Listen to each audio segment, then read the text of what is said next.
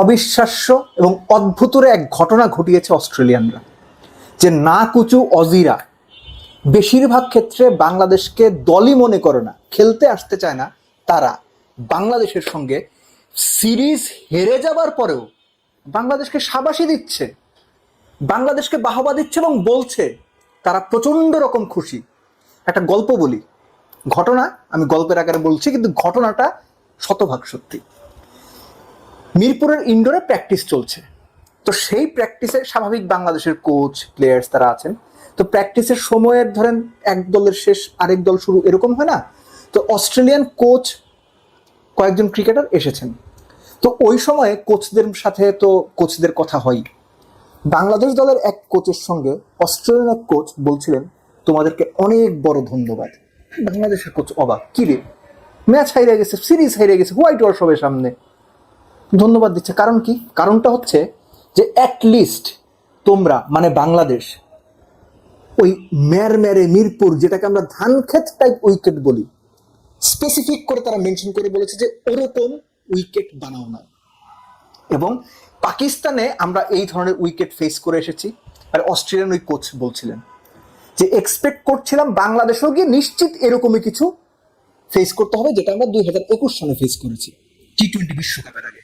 কিন্তু এসে যখন দেখলাম টোটালি ডিফারেন্ট, বদলে যাওয়া মিরপুরের wicket, totally different approach, proper একটা স্পোর্টিং উইকেট দেখে actually we are very pleased and happy যে বাংলাদেশ সত্যিকার অর্থে ট্রু উইকেটে অস্ট্রেলিয়াকে ওই চ্যালেঞ্জটা দিয়েছে। অস্ট্রেলিয়ান কোচ বাংলাদেশের এই স্পোর্টিং মেন্টালিটির, স্পোর্টিং উইকেট করার ভূয়সী প্রশংসা করেছেন। একজন সাধারণ ক্রিকেট সমর্থক হিসেবে আমার কাছে এটা দারুণ পাওয়া, দারুণ ব্যাপার।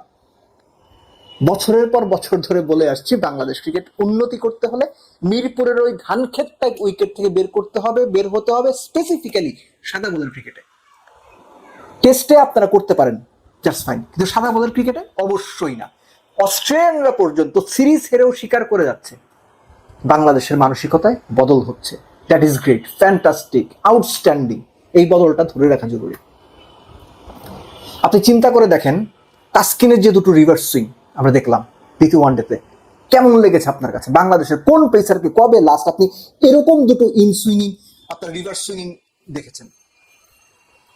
আপনি মুস্তাফিজ এখন যেভাবে বল করছেন, মুস্তাফিজ সবসময় ভালো বল করেন, এই যে এই ধরনের উইকেটের ফায়দা নিয়ে অপোনেন্টকে নাকানি চুবানি দিচ্ছেন, কেমন লাগছে? নাহিদ রানা গতির তোরে অস্ট্রেলিয়ানদের ভয় পেতে বাধ্য করছেন। অস্ট্রেলিয়ান ব্যাটসম্যানরা নাহিদ রানার গতিতে ভয় পেয়ে উইকেট ছেড়ে বেরিয়ে এসে শট খেলছে, গা বাঁচাতে গিয়ে গালিতে ক্যাচ তুলে দিচ্ছে। এরকম আপনি কবে দেখেছেন?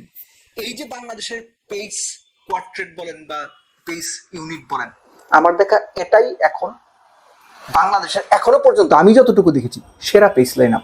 ভুলে গেলে চলবে না, এই স্পোর্টিং উইকেটেও তানভীর দারুণ বল করেছেন সেকেন্ড ম্যাচে, গুরুত্বপূর্ণ, খুব গুরুত্বপূর্ণ দুটো উইকেট তুলেছেন। মোসাদ্দেক ফার্স্ট ম্যাচে হিরো, দুর্দান্ত দুই লেফট হ্যান্ডার উইকেট তুলেছেন, একটা বোল্ড একটা এলবিডব্লিউ। সো স্পোর্টিং উইকেটে বাংলাদেশ যে ভালো খেলে সেটা বাংলাদেশ আবারও প্রমাণ করেছে।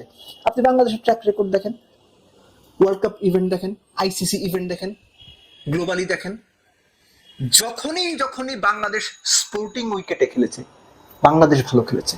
বাংলাদেশের গ্লোবাল যে সাকসেসটা আসলে অত বেশি নেই, সিরিজ জয় বা ম্যাচ জয়গুলোকে যদি আমরা সাকসেস হিসেবে ধরি, বাংলাদেশের বেশিরভাগ জয় বা সাকসেস এসেছে স্পোর্টিং উইকেটে। আপনারা কেন ভাই মিরপুরের ধানক্ষেত বা মোরা টাইপের উইকেট করবেন? সো বিশ্বকাপ বিবেচনায় হোক, বাংলাদেশ ক্রিকেটের ফিউচার চিন্তা করে হোক, ডেভেলপমেন্টের জন্য হোক, গ্লোবাল লেভেলে কম্পিট করার জন্য হোক, সাদা বলের ক্রিকেটে বাংলাদেশে আর কখনো যেন কোনো ভেন্যুতে মিরপুরের সেই মরা উইকেট, ধানক্ষেত টাইপ উইকেট যেন আর ফিরে না আসে। কেননা এখন এগিয়ে যাবার সময়, গ্লোবাল লেভেলে কম্পিট করতে হলে ওই মিরপুরের ধানক্ষেত টাইপ উইকেট ছেড়ে স্পোর্টিং ভালো উইকেটে বা ট্রু উইকেটেই খেলতে হবে।